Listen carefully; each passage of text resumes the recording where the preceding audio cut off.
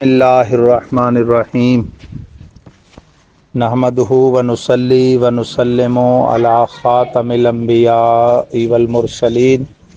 وعلی آلہ وصحبہ اجمعین، اما بعد۔ حضرات گرامی، یہ موطا امام مالک کا 25واں چیپٹر ہے، کتاب الصید، شکار کا بیان، اور اس کا پہلا باب ہے باب ترک اکل ما قاتل المعراض والحجر،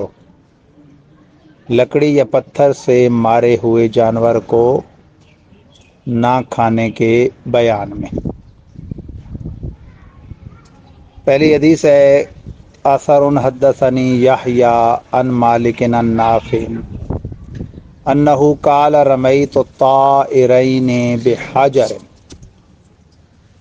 وانا بالجرف فاصبتهما فاما احدهما فمات فطرحه عبد الله بن عمر واما الاخر فذهب عبد الله بن عمر یزکیہ بقدوم فمات قبل ان یزکیہ فطرحہ عبد اللہ ایضا۔ حضرت نافع کا بیان ہے کہ میں نے جرف کے مقام پر ایک پتھر سے 2 چڑیاں شکار کی، پس انہیں لے لیا تو ان میں سے ایک مر گئی، تو حضرت عبداللہ بن عمر نے وہ پھینک دی۔ حضرت عبداللہ بن عمر دوسری کو بسولے سے ذبح کرنے کے لیے دوڑے، تو ذبح کرنے سے پہلے وہ بھی مر گئی، تو پس حضرت عبداللہ نے وہ بھی پھینک دی۔ یعنی آدمی اگر کسی جانور کو شکار کرتا ہے، پہلے اسے مارتا ہے کسی ایسی چیز سے کہ جو صرف اسے گرانے کے لیے، تو پھر تو باقاعدہ جب تک ذبح نہ کرے وہ جانور حلال نہیں ہوتا۔ اور اگر وہ دھاری دار چیز ہے جیسے تیر، تلوار، نیزہ، اور بسم اللہ پڑھ کے ماری اور اس نے کاٹا باقاعدہ، اور اس کے پہنچنے سے پہلے وہ مر گیا، تو پھر وہ حلال ہے۔ لیکن اگر اس میں زندگی کی رمق باقی ہے تو پھر اس پہ باقاعدہ ذبح اختیاری اس کو کرنا پڑے گا۔ اس لیے پھر علماء نے لکھا ہے، موجودہ جن چیزوں سے شکار ہوتا ہے ان میں فیر وغیرہ جو مارتے ہیں تو اس کا کام ہے توڑنا، کاٹنا نہیں ہے، تو وہ اگر گرا دے اور یہ اسے حالت زندہ میں پالے، خود ذبح کرے تو حلال ہوگا، اور اگر وہ اسی سے مر گیا بھلے وہ بسم اللہ پر کے مارا ہو تو وہ ایسا ہی ہے جیسے پتھر مار کے گرایا اور اسی میں مر گیا، یا لکڑی ماری اور اسی میں وہ اس کی چوٹ سے مر گیا، تو وہ حرام ہے۔ قال حدثني عن مالك انه بلغه ان القاسم بن محمد كان يكره ما قتل الميراد والبندق۔ امام مالک کو یہ بات پہنچی کہ قاسم بن محمد اسے ناجائز جانتے تھے جس کو لاٹھی یا بندوق سے مارا جائے۔ قال حدثني عن مالك انه بلغه ان سعید بن المسیب كان يكره ان تقتل الانسیة بما يقتل بالصید من الرمي والشباع۔ امام مالک کو یہ بات پہنچی کہ سعید بن مسیب پالتو جانوروں کو شکاری جانوروں کی مانند تیر وغیرہ سے مارنے کو مکروہ جانتے تھے۔ جو ذبح ہے وہ 2 قسم کا ہوتا ہے، کہ اختیاری اور ایک اضطراری۔ پالتو جانور ہوتے ہیں ان میں ذبح اختیاری سنت ہے، یعنی وہ آپ کے اختیار میں ہوتے ہیں۔ چھوٹا جانور ہے تو اسے لٹا کے ذبح کرنا، اونٹ ہے تو اسے نہر کرنا، اسے پھر دور سے ایسے باندھ کر کوئی چیز مارنے سے کہ وہ دھاری دار ہو اور اسے کاٹ دے اور خون نکل جائے اور اسے مر جائے، یہ جائز نہیں ہے، یہ بے جا تکلیف ہے۔ جس تک آپ کی پہنچ نہیں ہے، جیسے یہ چرند پرند شکار کے طور پہ جو ذبح کیے جاتے ہیں، انہیں یہ ہے کہ آلہ دھاری دار بسم اللہ پڑھ کے ماری اور وہ اسی میں اس نے کٹ لگایا، خون بہا اور وہ مر گیا، تو وہ حلال ہے۔ اور اگر اس کو بھی زندہ پا لیا تو پھر اس پر بھی اختیاری ذبح شرط ہے۔ اور ماری ایسی چیز جو کاٹتی نہیں صرف توڑتی ہے، جیسے وہ مثال دی میں نے، پتھر، لکڑی یا آج کل بندوق وغیرہ، تو پھر اس میں مر گیا تو وہ حرام ہے۔ قال مالک ولا ارى باسا بما اصاب الميراد اذا خسك وبلغ المقاتل ان يوكل قال الله تبارك وتعالى یا ایھا الذین آمنوا لیبلونکم اللہ بشیء من الصید تنالہ ایدیکم ورماحکم۔ امام مالک نے اپنا اندیہ پیش فرمایا کہ جس لاٹھی میں نوکدار لوہا لگا ہو اور اس نوک سے جانور زخمی کیا جائے تو اس کا کھانا درست ہے۔ بات وہی آئے گی آلہ دھاری دار، جس میں کاٹنے کی صلاحیت ہو، کیونکہ اللہ تعالیٰ فرماتا ہے ایمان والو ضرور اللہ تمہیں آزمائے گا ایسے بعض شکار سے جس تک تمہارا ہاتھ اور نیزے پہنچیں۔ تو فرمایا کہ قال فکل شیء نالہ الانسان بیدہ اور رمحہ اور بشیء من سلاحہ فانفذہ وبلغ مقاتلہ فہو صید کما قال تعالی۔ فرمایا کہ جس چیز تک آدمی کا ہاتھ، برچھی یا کوئی اور ہتھیار پہنچے پس وہ اسے مارے یا قتل کرے تو وہ شکار ہے، جیسا کہ اللہ نے فرمایا۔ وہی کہ جو جس تک آپ اپنے کسی آلے کے ساتھ رسائی کر سکتے ہیں لیکن براہ راست آپ کے قبضے میں نہیں، تو اس کو اس طریقے سے بسم اللہ پڑھ کے ماریں اور وہ چیز اسے کاٹ دے، اس کا بتا رہے ہیں۔ قال حدثني عن مالك انه سمع اهل العلم يقولون اذا اصاب الرجل الصيد فاعانه عليه غير من ماء او كلب غير معلم لم يوكل ذلك الصيد الا ان يكون سهم الرمي سهم الرامی قد قاتلوا او بالغ مقاتل الصید حتى لا يشك احد في انه قاتله وانه لا يكون للصید حیات بعده۔ امام مالک نے اہل علم حضرات کو فرماتے سنا کہ جب آدمی نے کسی شکار کو زخمی کیا پھر کسی دوسری چیز نے بھی اس پر مدد کی، جیسے پانی یا بغیر سکھائے ہوئے کتے نے، تو وہ شکار نہیں کھایا جائے گا۔ آدمی نے مارا، زخمی ہوا، گرا، اس پر جھپٹ کے پڑا ہے وہ کتا کہ جو شکار کے لیے سکھایا نہیں گیا تھا، تو اب نہیں کھایا جائے گا، کیونکہ کنفرم نہیں ہے کہ بسم اللہ مارے ہوئے اس تیر سے یہ بندے کے پہنچنے سے پہلے مر گیا یا اس کے حملہ کرنے سے مرے، ما سوائے صورت کے کہ یہ یقین ہو کہ شکار تیر مارنے والے کے تیر سے مرے، یقین ہو جائے اور کسی کو بھی اس میں شک نہ رہے کہ اسی نے قتل کیا اور اس کے بعد شکار زندہ نہ رہا ہو، یعنی یہ یقین ہو کہ اسے تیر سے مرے، کتے کا دخل نہیں ہے اور پہنچنے کے بعد زندگی بھی باقی نہیں تھی کہ خود ذبح کریں، تو پھر وہ بسم اللہ والے تیر لگے ہوئے کہ وہ حلال جانا جائے گا۔ قال وسمعت مالکا یقول لا باس باکل الصید، فرماتے میں نے امام مالک کو فرماتے سنا کہ اس شکار کے کھانے میں کوئی حرج نہیں، بن غاب ان کا مسراؤ جو تمہارا زخم کھا کر غائب ہو جائے، اذا وجدت بھی اثرا من کلب کا، اور جب تمہیں ملے تو تمہارے کتے او کان بھی سہموں کا معلوم یبت، تمہارے کتے یا تیر کا اس پر نشان ہو، فیضا بات فینہ یکرہ ہو اکلو، جبکہ رات نہ گزرے، اور اگر رات گزر گئی تو اس کا کھانا مکروہ ہے۔ کتے سے شکار کے جائز ہونے، درست ہونے، حلال ہونے کے لیے اعلیٰ حضرت عظیم البرکت نے فتاوی رضویہ تخریج شدہ مطبوعہ رضا فاؤنڈیشن لاہور کی 20ویں جلد میں 15 شرائط بیان کی ہیں۔ یہ احادیث اس سلسلے میں جو آئی ہیں یہ آپ سماعت کر لیں، کل انشاءاللہ پھر وہ 15 شرائط تفصیل کے ساتھ فتاوی رضویہ سے میں بیان کر دوں گا۔ یہ دوسرا باب ہے، باب ما جاء فی صید المعلمات، سدھائے ہوئے جانوروں کے ذریعے شکار کرنا۔ علم یعلم تعلیما سے معلم سکھایا ہوا،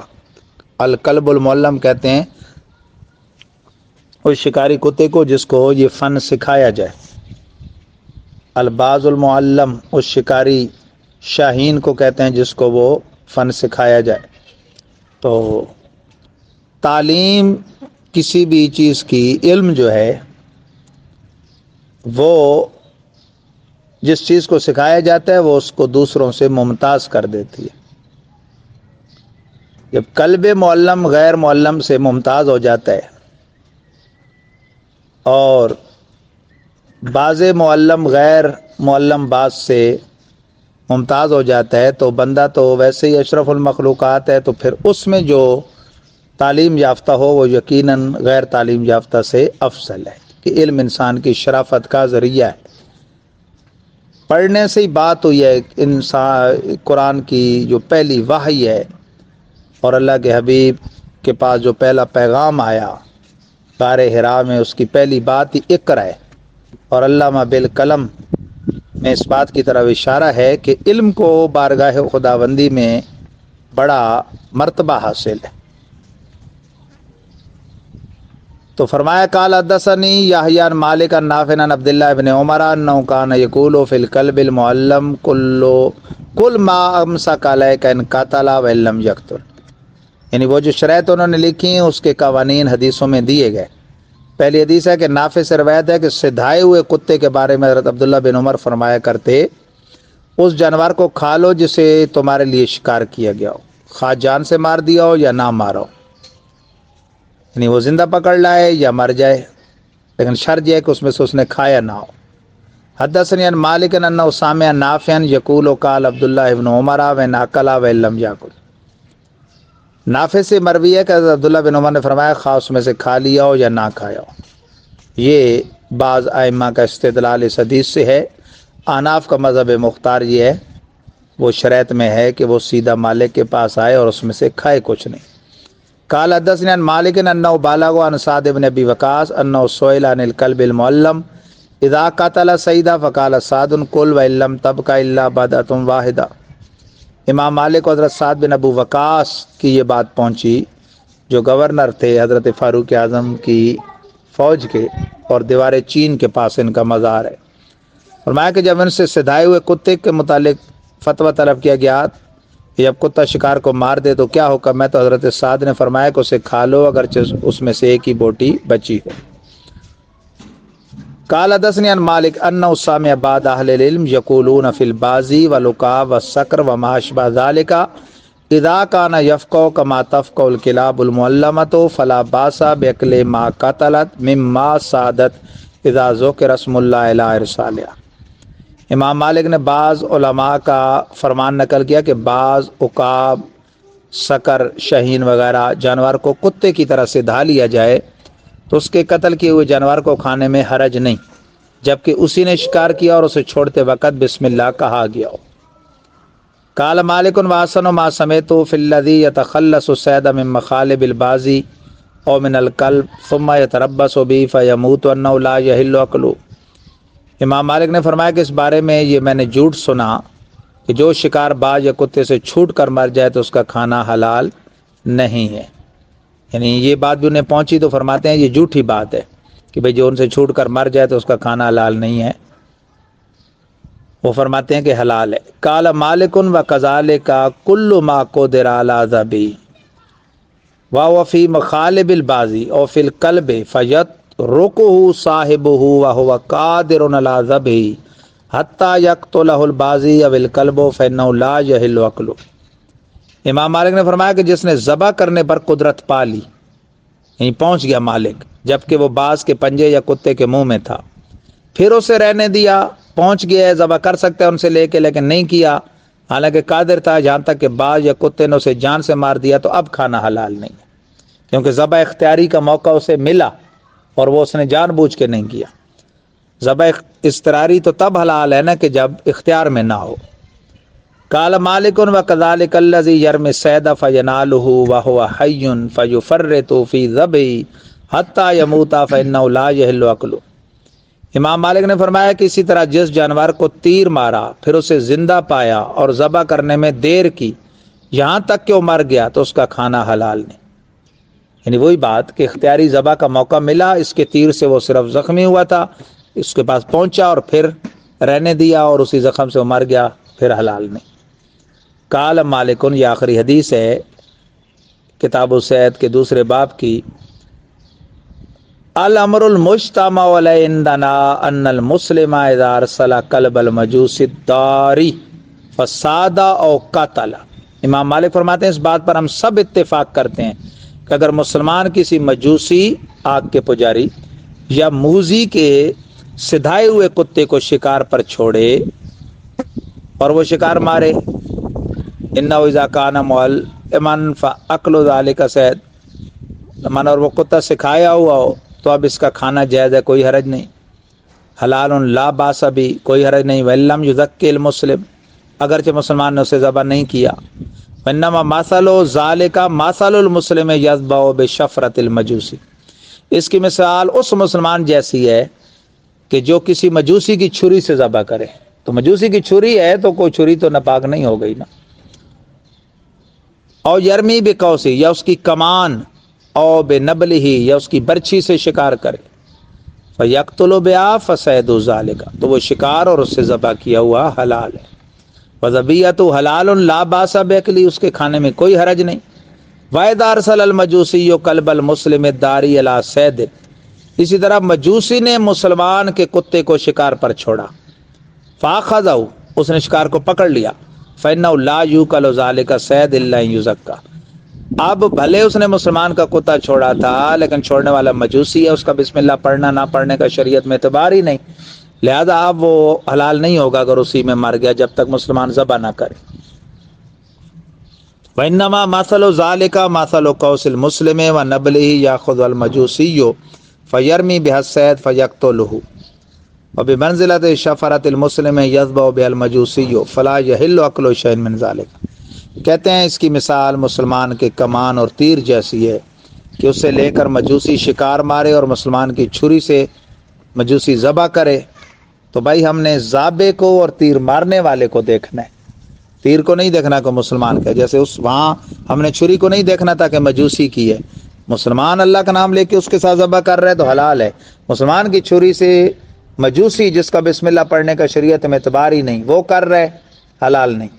اسی طرح مسلمان اس کے تیر سے شکار کر رہے بسم اللہ پڑھ کے، حلال ہے، لیکن مسلمان کا تیر ہے لیکن وہ مجوسی جس کے بسم اللہ کا اعتبار ہی نہیں وہ کر رہے تو حلال نہیں۔